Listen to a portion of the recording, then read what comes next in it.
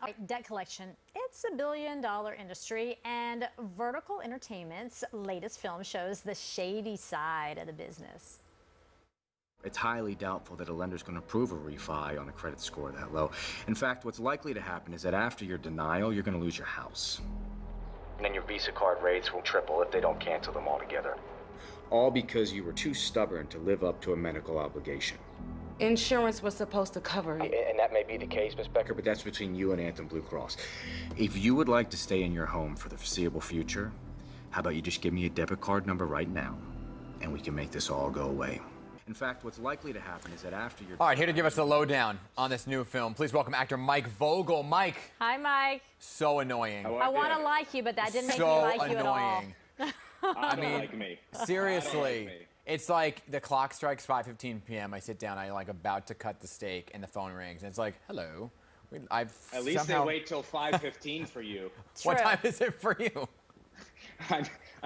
That's my alarm clock, waking up in the morning. To a debt collector. I mean, they are annoying. So here we are. You're playing one, right? So tell us a little about your character in this new film.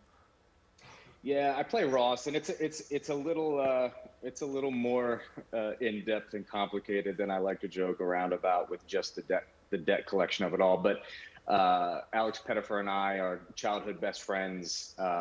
I took a fall for him early on in high school. Spent 5 years of time that he was supposed to serve.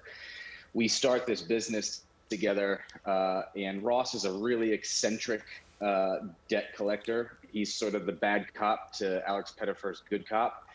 And Alex finds himself sort of entwined in love with one of our high dollar marks, one of our targets, and everything spirals at that point.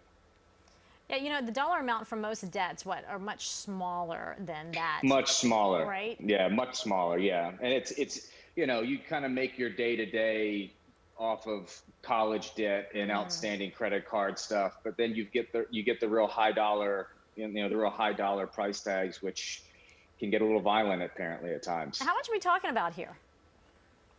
I think this one was our high dollar was $5 million. Wow. On this particular target, and so it was enough. It was enough to make things go sideways. So I guess, everybody's got a story of like when the debt to collect calls. It's college loans, whatever.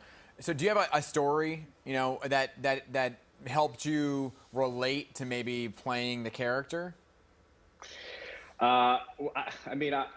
My problem is I'm really naive. Usually takes my wife slapping me around. Someone will call, "Hi, you owe $1 million and your social security number's been stolen. Just press this button here." I'm like, "Oh, well, clearly I need to address this." Right. And my wife is literally signaling me, "Stop, stop." Right. So that's usually me. Hey, I want to switch gears a little bit because you were also on the Netflix series Sex Life. That's what they say. That's what they say. Is a bit of a hit. Good show. What does your wife think about it?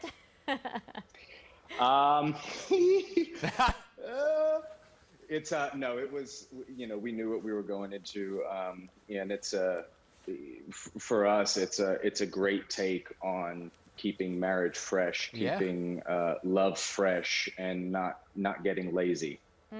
So is that why, I think people are always looking on a personal level to keep things fresh, right?